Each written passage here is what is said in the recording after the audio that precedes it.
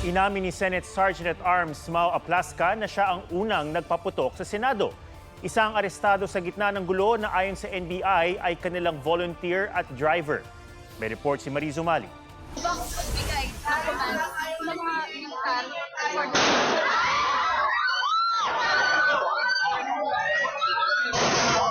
Bago malingaw-ngaw ang sunod-sunod na putok ng baril,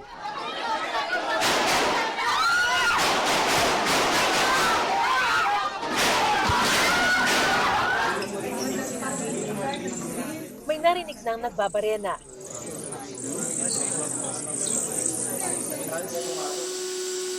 Sa video ng GMA News mula sa opisina ng GSIS, makikita ang mga tauhan ng NBI.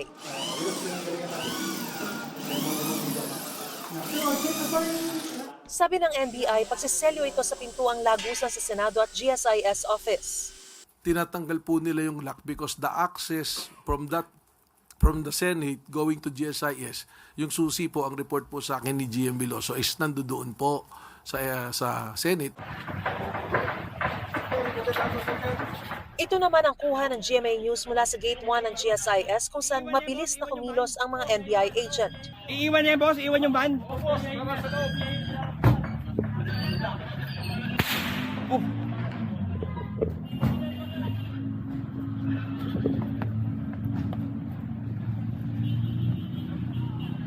Hello.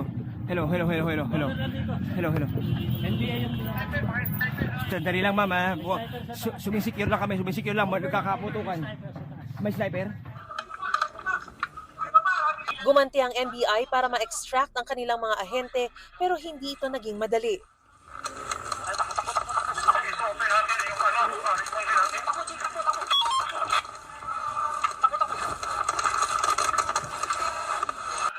Sa mahigit isang oras na tensyon, lahat ng NBI agents nasa GSIS compound lang. Matapos ang palitan ng putok, sinabi ng isang ahente na pinaputukan sila ni Senate Sergeant-at-Arms Mau Aplasca. Sa panayam ng 24 oras kay Aplasca, inamin din niyang siya ang unang nag-warning shot. Umaga pa lang daw ay nakatanggap na sila ng mga ulat na may presensya ng mga armadong NBI agents sa palibot ng Senado. Una muna, verbal warning. So, sinalin po kung sino sila, sumugot naman na they are NBI agents. Pero nung sinabi namin na bakit kay armado, ibaba nyo yung mga baril nyo, instead of lowering down the firearm, tinaas po nila yung baril, kaya nagpaputok po kami ng warning shot. Pagkatapos po namin mag-warning shot, i-expect po namin na ibaba po nila yung mga baril. But instead, gumanti po sila ng pagbabaril sa amin, kaya po napa-atras po kami ng kaunti. At doon na po, tuloy-tuloy na po yung exchange of gunfire. Batay sa dokumentong nakuha ng GMA News mula sa investigasyon, 32 bala ang pinaputok kagabi. 27 galing sa Senate Security, 5 mula sa NBI. Sa ngayon, natakpan na ang tinamaang salamin. Kinumpirma ni Palace Press Officer Claire Castro na may mga ipinadalang tauhan ng NBI bago mag-alas 6 ng gabi sa GSIS building. Si GM Vic Veloso ng GSIS ay humingi ng assistance sa NBI para ma-secure ang kanilang premises. Pinagbigyan ito ng NBI at sa puntong ito gusto nating linawin. Una, walang assault na ginawa ang NBI agents sa Senado.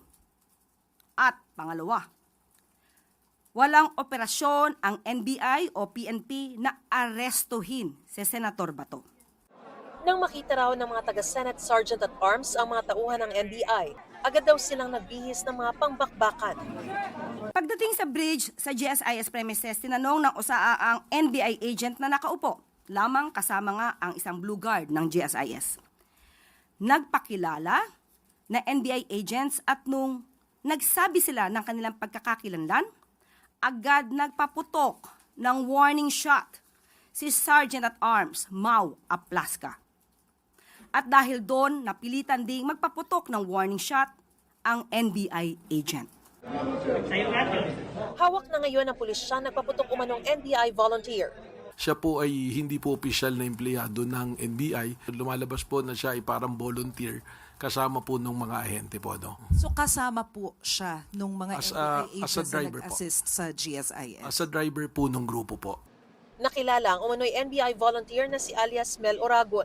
Sumailalim na siya sa booking process. Inaalam pa ang resulta ng kanyang paraffin test. Nanindigan naman ang asawa ng naaresto na wala siyang kinalaman sa putukan.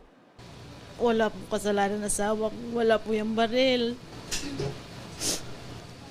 Sa mga taga-NBI, maawa po kayo. Tulungan niyo po asawa ko. Huwag niyo pong babayaan. Kayo lang po pag-asa niya.